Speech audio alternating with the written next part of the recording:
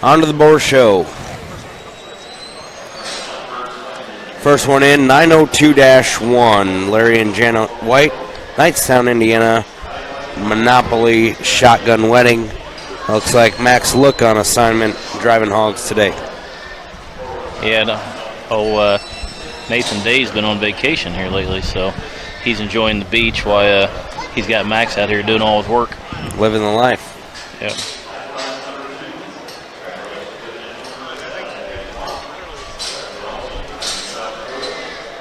The other gilt in here looks like 852-2, Charles Lindsay, non-typical Supreme Justice. And the next gilt in, 861-1, Luke Prill of Kansas. Juice It would be the lane boar from last summer at Springfield. It's one that had the pretty popular sister there too, I believe. Yeah, I think she brought some change. Yeah, we got to see her at Heimer's about a month ago. You talk about a impressive bred female. I think that one's going to be a strong hold for Jesse for a while. Got her bred to Sasquatch. The hog from Duncan we buy there. It should be a pretty good mating. You guys probably keep a pretty close eye on that one. Yep, that would be for sure.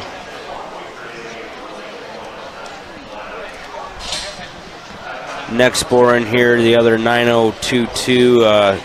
The plaid here going across center of the ring. The other Larry and Janet White entry, the other littermate Monopoly Shotgun Wedding hog.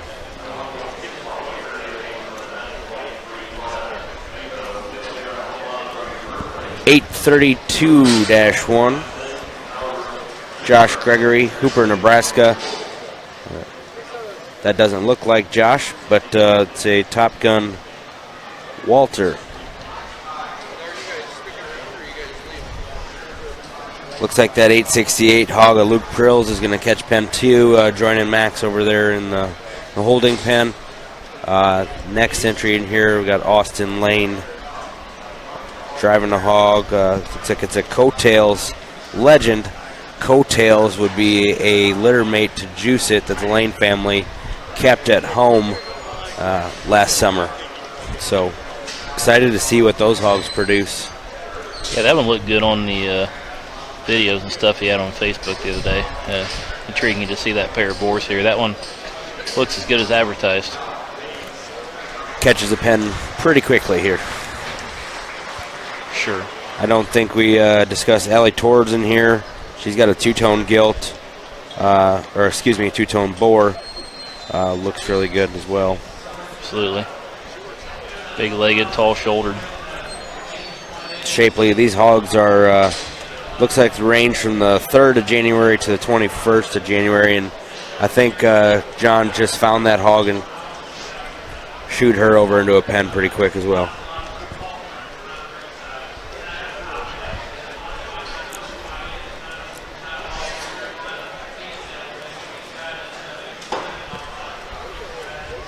It's like a nice start to the boar show.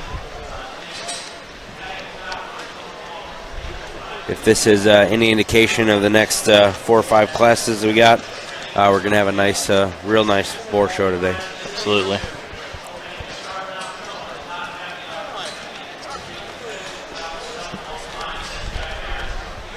Looks like they got 5 in the pens here so far.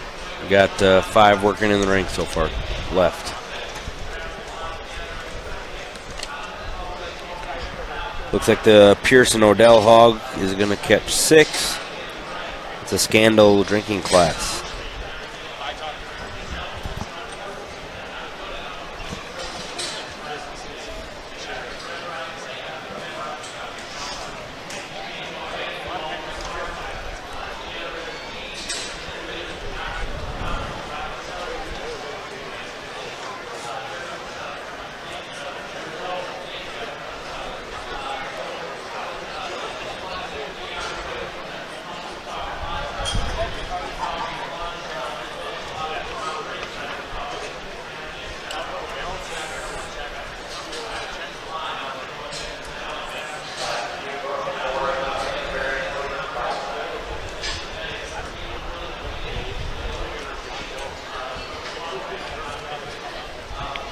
Looks like Nice going to be the other White and Day entry. Looks like Eric Beeman, special assignment on the stick. Mr. Day, if you're out there listening, hope you're enjoying your beachside view. Pina colada or Corona and toes in the water, ass in the sand. Kind of. Must be a rough life selling rust.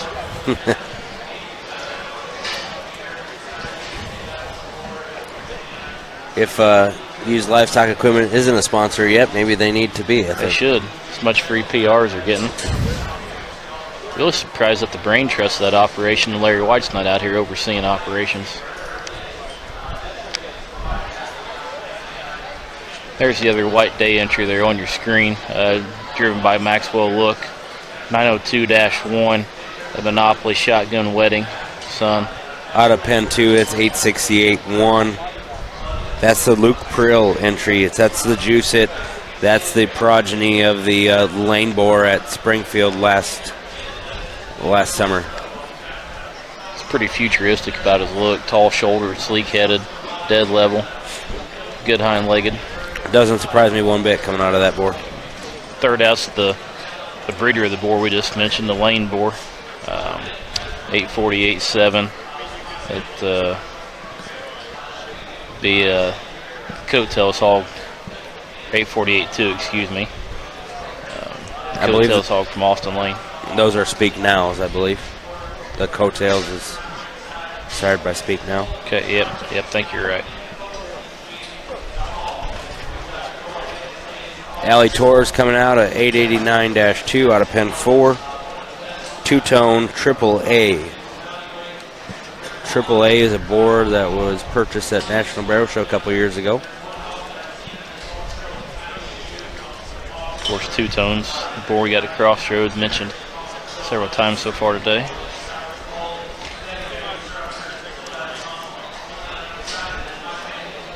Nice pair of 4 boars to look at out there. I think it's safe to say those two-tone hogs have been pretty consistent in terms of their siring quality, or two-tone himself has been consistent in his siring quality in whether it's competitive show barrows, skilts, or now boars that we're seeing here today. Absolutely. So this is the first crop of those things we're seeing hitting the show ring, and they seem to be as good as what we've been told. I mean, they look really nice out here. How do they compare to the Monopoly hogs with him being a full sib to the Monopoly? Again, that's going to be for my lack of Berkshire expertise, but obviously Monopoly, sired a pretty good swath through there. People we get through the stud there. I've not been to Laird's to see those, but tell me Monopoly's maybe just a notch more modern and opened up in terms of a skeleton, whereas two-tones maybe a little bit more right for the times in terms of elevation, height of shoulder, look up front. We got ended up with 6 boars out here that John's going to redrive. A lot of places he can go here.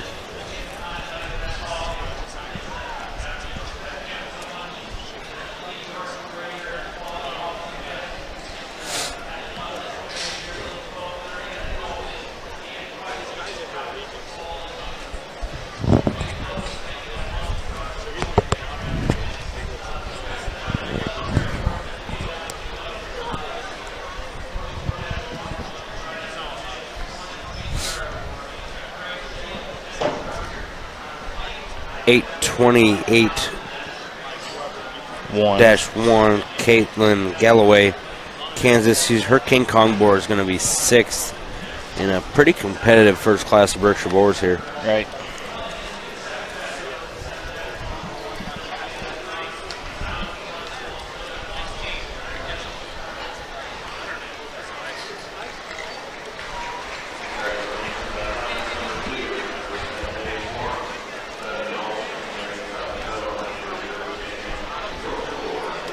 The Alley Tour hog is going to be 5th at two-tone hog.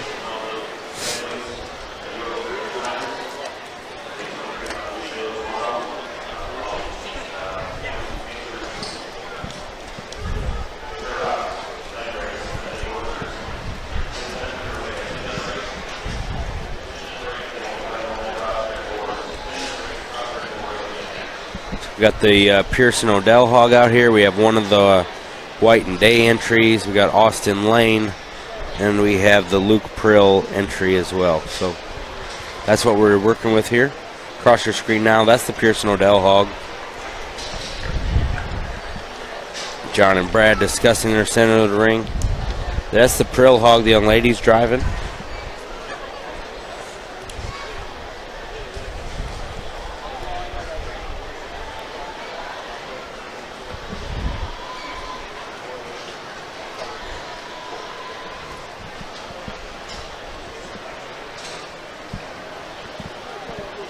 That's Austin in the center of the ring with the red shirt on. That's the lane entry. That's the coattails hog. As we work into this boar show here, the crowd around ringside is getting bigger and bigger. Looks like the John has just named that White and Day entry is going to go 4 in this really competitive first class of Berkshire Boars.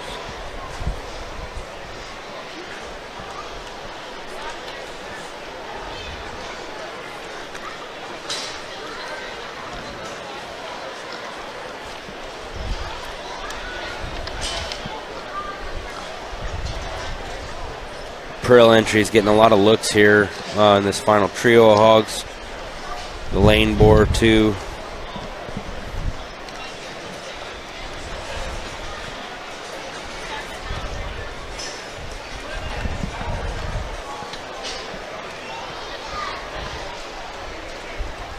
Looks like the Pearson Odell hog is going to win. The lane boar is going to go 2.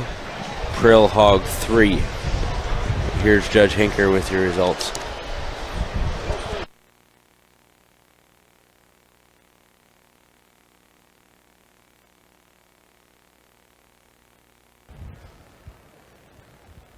Got a real interesting class here, and we've got some differences and some give and take. I landed on 866-1 as the hog that had the design and skeleton, impeccable length of stride and design, not as pounds big maybe as a couple boars, a little bit younger maybe. There's some difference in age, but this guy's lines are really good. I love his reach. I love the way he sets down them feet. His skeleton is just tremendous. One that just has a bright future. I think that kind of design and squareness to the ground and still being heavy structured is really, really good, and I think his better days are ahead. And I thought it was close between the next 3 boars. This boar is big, and he's leaner, and his maturity, he's got a little more frame size. I like that about him. Not as secure in his rear leg set as our class winner or a boar behind him, but one there that has some frame size, has some depth. He's really fresh. He still has some skeleton structure. This is a boar here that has a good look to him. I just didn't think he had quite enough dimension for me.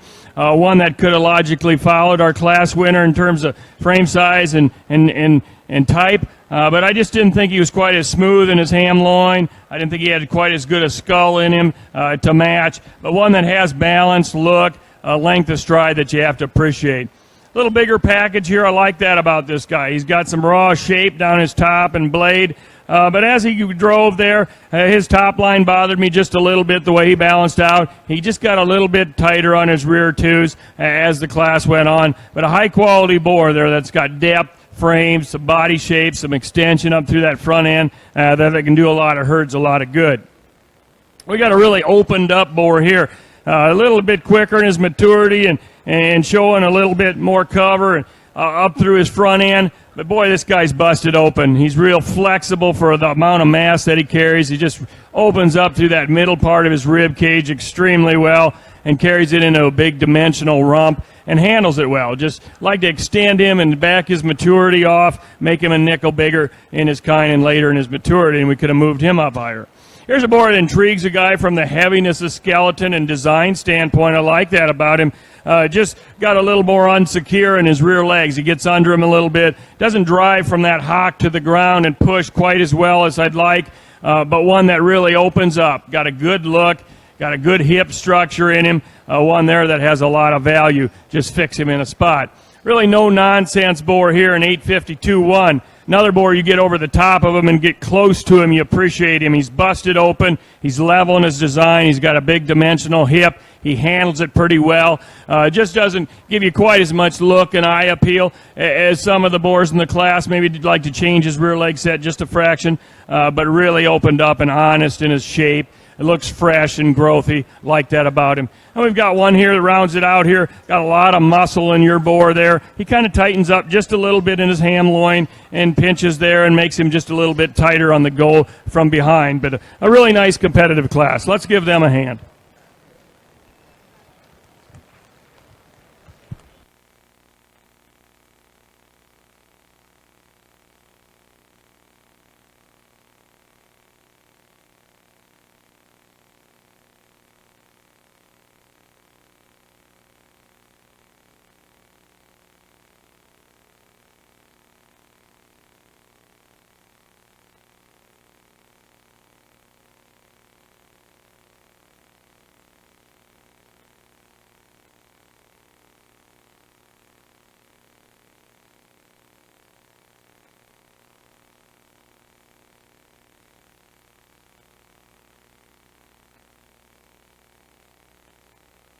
Here are the results of Class 1 in the first class of Berkshire Boars. 866-1 is Pearson Odell of Laura, Ohio. Second in the class, 848-2, Austin Lane, Spragueville, Iowa. Third in the class, Luke Prill, Wichita, Kansas, 868-1. Fourth, 9021, Larry and Janet White, Knightstown, Indiana. Fifth in the class, Allie Tor, 889-2, Greencastle, Indiana.